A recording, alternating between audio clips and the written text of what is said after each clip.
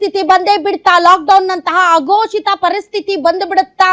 Gulf ಯುದ್ಧದಿಂದ Bharat ದೇಶಕ್ಕೆ ಕಾದಿದೆಯಾ ಮಹಾಗಂಡಾಂತರ? ಯಾಕೆ ಅಂತಂದ್ರೆ ನಾವು ಕಚ್ಚಾ ತೈಲಕ್ಕೋಸ್ಕರ ಅತಿ ಹೆಚ್ಚು ಭಾಗ ಗಲ್ಫ್ ದೇಶಗಳನ್ನೇ ಅವಲಂಬಿಸಿರೋದ್ರಿಂದ, ಯುದ್ಧ ಕಂಟಿನ್ಯೂ ಆಗ್ತಾ ಇರೋದ್ರಿಂದ, ಹರ್ಮುಜ್ ಜಲಸಂಧಿಯಲ್ಲಿ ಯಾವುದೇ ರೀತಿಯಾದ ಸಂಚಾರ ಆಗದೆ ಇರೋದ್ರಿಂದ, ಅಲ್ಲಿ ದಿಗ್ಬಂಧನ ಇರೋದ್ರಿಂದ ಯಾವುದೇ ತೈಲ ಪೂರೈಕೆ ಇಲ್ಲದೆ ಈಗ ನಾವು ಸಂಕಷ್ಟಕ್ಕೆ ಸಿಲುಕುವಂತಹ ಪರಿಸ್ಥಿತಿ ನಿರ್ಮಾಣ ಆಗಿದೆ.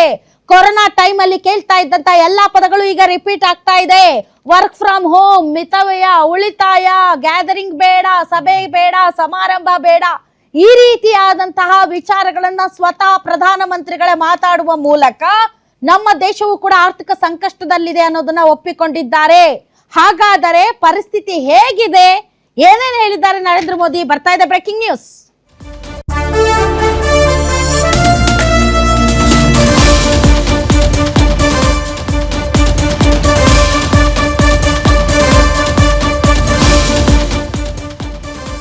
ಕೋವಿಡ್ ನಂತಹ ದಿನಗಳು ಮತ್ತೆ ದೇಶದಲ್ಲಿ ಮರುಕಳಿಸುತ್ತಾ ಗ್ಯಾಸ್ ಸಿಲಿಂಡರ್ ಸಂಕಷ್ಟ, ಪೆಟ್ರೋಲ್ ಡೀಸೆಲ್ ಕೂಡ ಸಿಗೋದಿಲ್ವಾ? ಸ್ವಂತ ವಾಹನ ಬಿಟ್ಟು ಮೆಟ್ರೋ, ಸರ್ಕಾರಿ ಸಾರಿಗೆ ಬಳಸಲು ಸೂಚನೆ ಕೊಟ್ಟಿದ್ದಾರೆ.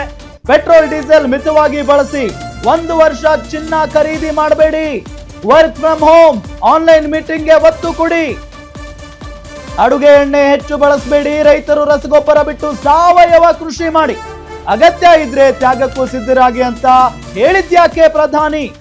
ದೇಶವಾಸಿಗಳಿಗೆ ಮೋದಿ 8 ಸಂದೇಶ ಕೊಟ್ಟಿದ್ದಾರೆ. ಇದು ಎಚ್ಚರಿಕೆನಾ, ಸಲಹೆನಾ? ಇಡೀ ದೇಶವನ್ನ ಲಾಕ್ಡೌನ್ ಮಾಡೋ ಪರಿಸ್ಥಿತಿ ಬಂದೇ ಬಿಡ್ತಾ? ಹಾಗಾದ್ರೆ ಈ ಸಂದೇಶವನ್ನ ನೋಡ್ತಾ ಇದ್ರೆ ಈ ರೀತಿಯಾದಂತ ಪ್ರಶ್ನೆ ಸಹಜವಾಗಿ ಮೂಡ್ತಾ ಇದೆ.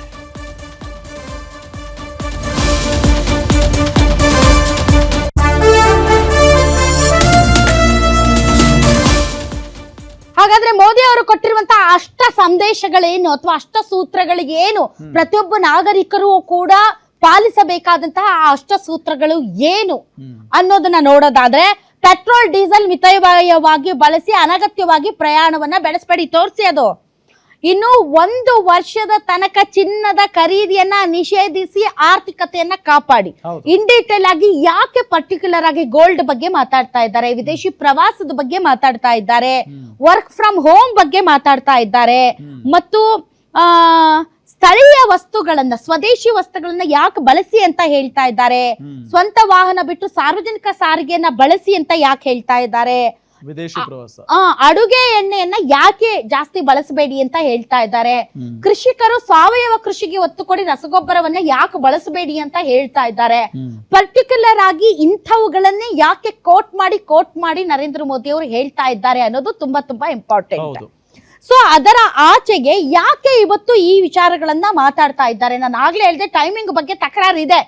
ಚುನಾವಣೆ ಇತ್ತು, ಚುನಾವಣಾ ರಾಜಕೀಯದಲ್ಲಿ ತಮ್ಮ ಲೂಪ್ ಹೋಲ್ಸ್ ಗಳನ್ನ ಹೇಳ್ಕೊಂಡು ಚುನಾವಣೆಗೆ ಯಾರು ಹೋಗಲ್ಲ. ಯಾವುದೇ ಪಕ್ಷ ಆಗ್ಲಿ, ಯಾವುದೇ ಪ್ರಧಾನಿ ಆಗ್ಲಿ, ಅದರಲ್ಲಿ ನರೇಂದ್ರ ಮೋದಿ ಅವರು ಕೂಡ ಒಬ್ಬ ರಾಜಕೀಯ ನಾಯಕ ಆಗಿರೋದ್ರಿಂದ, ಪಕ್ಷವನ್ನ ಮುನ್ನಡೆಸ್ತಾ ಇರೋದ್ರಿಂದ ಅವರು ಕೂಡ ಇಲ್ಲ, ನಮ್ಗೆ ಆರ್ಥಿಕ ಸಂಕಷ್ಟ ಇದೆ, ನೀವು ಮುಂದಿನ ದಿನಗಳಲ್ಲಿ ಕೆಟ್ಟ ದಿನಗಳು ಬರುತ್ತೆ, ನೀವು ಹಂಗ್ ಮಾಡಿ ಹಿಂಗ್ ಮಾಡಿ ಅಂತ ಹೇಳಿದ್ದಾರೆ. ಅದೇ ಒಂದು ಚುನಾವಣಾ ವಿಷಯ ಆಗೋಗ್ತಾ ಇತ್ತು. ಹಂಗಾಗಿ ಇವರು ಅಲ್ಲಿ ರಾಜಕೀಯ ಮಾಡಿದ್ದಾರೆ, ಅದನ್ನ ನಾವು ಕೂಡ ಒಪ್ಕೊಳ್ಬೇಕು. ಅಂಡ್ ಈಗ ಏನ್ ಅಂತ ಪರಿಸ್ಥಿತಿ ಏನ್ ಬಂತು? ಟ್ರಂಪ್ ಒಬ್ಬ ಹುಚ್ಚ.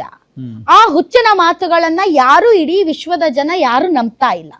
6 ಗಂಟೆಗೆ ಡಿಸ್ಕಷನ್ ಇತ್ತು, ಟ್ರಂಪ್ ಒಬ್ಬ ಹುಚ್ಚ ಅನ್ನಕ್ ಹೋಗಿ ಸ್ಲಿಪ್ ಆಫ್ ದಿ ಟಂಗ್, ಮತ್ ನಾನು ಅಲ್ಲೇ ಕ್ಷಮೆ ಕೇಳಿದೆ, ಅಲ್ಲೇ ಅದು ಸರಿ ಹೋಯ್ತು. ಟ್ರಂಪ್ ಒಬ್ಬ ಹುಚ್ಚ, ದಿನಕ್ಕೊಂದು ನಿರ್ಧಾರ ತಗೊಳ್ತಾನೆ. ಇವತ್ತು ತಗೊಂಡಿದ್ ಸಂಜೆಗಿರಲ್ಲ, ಸಂಜೆಗೆ ತಗೊಂಡಿದ್ರು ಬೆಳಗ್ಗೆಗಿರಲ್ಲ. ಇಂತಹ ಹುಚ್ಚನ ಮಾತನ್ನ ನಂಬಿ ಇವತ್ ಸರಿ ಹೋಗುತ್ತೆ, ನಾಳೆ ಸರಿ ಹೋಗುತ್ತೆ, ನಾಳೆ ಸರಿ ಹೋಗುತ್ತೆ ಅಂತ ಕಾಯುವಿಕೆ ಇದೆಯಲ್ಲ, ಅದು ಮೂರ್ಖತನ. ನಮ್ಮ ಭಾರತ ಸರ್ಕಾರ ಕೂಡ ಇವತ್ ಸರಿ ಹೋಗುತ್ತೆ, ನಾಳೆ ಸರಿ ಹೋಗುತ್ತೆ ಅಂತ ಕಾಯೋದಿದೆಯಲ್ಲ, ಅದು ಎಲ್ಲೋ ಒಂದ್ ಕಡೆ ಒಂದ್ ಸ್ವಲ್ಪ ಜನರಿಂದ ರಿಯಾಲಿಟಿಯನ್ನ ದೂರ ಇಡುವಂತ ಕೆಲಸ ಆಗಿದೆ. ಯಾಕಂದ್ರೆ ನೀವು ಇವತ್ತೇನು ಅಷ್ಟಸೂತ್ರಗಳನ್ನ ಕೊಟ್ಟಿದ್ದೀರಿ, ಫೆಬ್ರವರಿ 18ಕ್ಕೆ ಯುದ್ಧ ಆರಂಭ ಆಯ್ತು.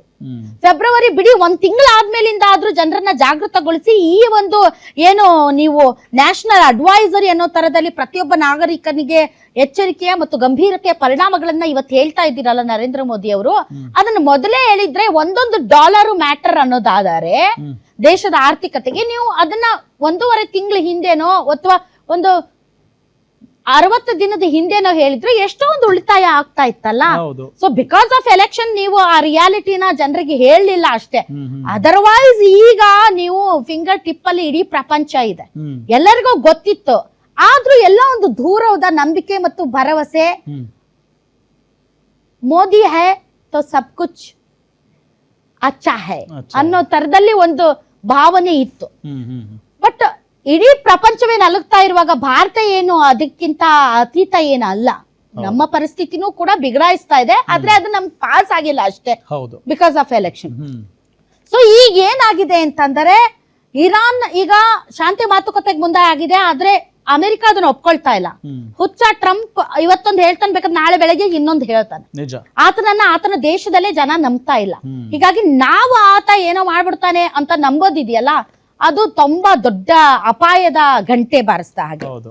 ಈಗ ದಿನೇ ದಿನೇ ಪಶ್ಚಿಮ ಏಷ್ಯಾದಲ್ಲಿ ಪರಿಸ್ಥಿತಿ ಬಿಗಡಾಯಿಸ್ತಾ ಇದೆ. ಹಾರ್ಮುಜ್ ಜಲಸಂಧಿ ಬಂದಾಗಿದೆ, ಕಚ್ಚಾ ತೈಲ ಬೆಲೆ ಜಾಸ್ತಿ ಆಗಿದೆ, ಭಾರತದ ಇಂಪೋರ್ಟ್ ಬಿಲ್ ಜಾಸ್ತಿ ಆಗ್ತಾ ಇದೆ. ನಾವು ಏನೇ ಆಮದು ಮಾಡ್ಕೊಂಡ್ರು ನಾವು ಡಾಲರ್ ಬೆಲೆಯಲ್ಲಿ ನಾವು ಇಂಪೋರ್ಟ್ ಮಾಡ್ಕೊಳ್ಬೇಕು. ಹೌದು. ಸೊ ಡಾಲರ್ಗೆ ಕಂಪೇರ್ ಮಾಡಿದ್ರೆ ನಮ್ಮ ರೂಪಾಯಿ ಮೌಲ್ಯ ತುಂಬಾ ಕುಸ್ತಿದೆ. ಹ್ಮ್ ಹೀಗಾಗಿ ನಾವು ಅತಿ ಹೆಚ್ಚು ಬಿಲ್ ಅನ್ನ ಪೇ ಮಾಡ್ತಾ ಇದೀವಿ ಆಮದಿಗೆ. ಹ್ಮ್ ಹ್ಮ್ ಹ್ಮ್ ಸೊ ಹೀಗಾಗಿ ಭಾರತದ ವಿದೇಶಿ ವಿನಿಮಯ ನಿಧಿ ಏನಿದೆ ಅದು ದಿನ ದಿನ ದಿನ ದಿನ ದಿನ ಕಡಿಮೆ ಆಗ್ತಾ ಬರ್ತಾ ಇದೆ. ಹೌದು. ಸೊ ಅಂತಹ ಸಿಚುವೇಶನ್ ಬಂದರೆ ಭಾರತ ದೊಡ್ಡ ಸಂಕಷ್ಟಕ್ಕೆ ಸಿಲುಕುವಂತಹ ಸಾಧ್ಯತೆ ಇದೆ. ಹ್ಮ್ ಹೀಗಾಗಿ ಕಚ್ಚಾ ತೈಲದ ಬೆಲೆ ಈ ಯುದ್ಧ ಆರಂಭ ಆಗೋಕ್ಕಿಂತ ಮುಂಚೆ ಪರ್ ಬ್ಯಾರಲ್ $70 ಇತ್ತು. ಹ್ಮ್ ಈಗ ಹತ್ತತ್ರ $126ಗೆ ಹೋಗ್ಬಹುದು ಅಂತ ಹೇಳಲಾಗ್ತಾ ಇದೆ, ಅಂದ್ರೆ ಡಬಲ್ ಆಗ್ಬಹುದು ಅಂತ. ಓ, ಓಕೆ. ಹೀಗಾಗಿ ಭಾರತದ ಎಕಾನಮಿ ಮೇಲೆ ಸಿಕ್ಕಾಪಟ್ಟೆ ಪ್ರೆಷರ್ ಇದೆ. ಹ್ಮ್ ಸೊ ಈ ಆಯಿಲ್ ಪ್ರೈಸ್ ಏನಿದೆ ಇದು ಆಲ್ಮೋಸ್ಟ್ ಎಲ್ಲದ್ರ ಮೇಲೂ ಎಫೆಕ್ಟ್ ಆಗುತ್ತೆ. ತಮ್ಗೆ ಗೊತ್ತಿದೆ, ಇದ್ರ ಬಗ್ಗೆ ಜನರಿಗೂ ಬಹಳಷ್ಟು ತಿಳುವಳಿಕೆ ಇದೆ. ಏನು ಅಂತಂದ್ರೆ ಈ ಕಚ್ಚಾ ತೈಲದ ಬೆಲೆ ಜಾಸ್ತಿ ಆದ ಹಾಗೆ ಎಲ್ಲಾ ಬೆಲೆಗಳು ಜಾಸ್ತಿ ಆಗುತ್ತೆ. ಲೈಕ್ ನೀವು transport, logistic, aviation, farming, electricity, manufacturing, food distribution, fertiliser, plastic, chemical, you take any sector, ಎಲ್ಲದ್ರ ಮೇಲೂ ಕೂಡ ಇದರ ಪರಿಣಾಮ ಬೀಳ್ತಾ ಇರೋದ್ರಿಂದ ಹೌದು.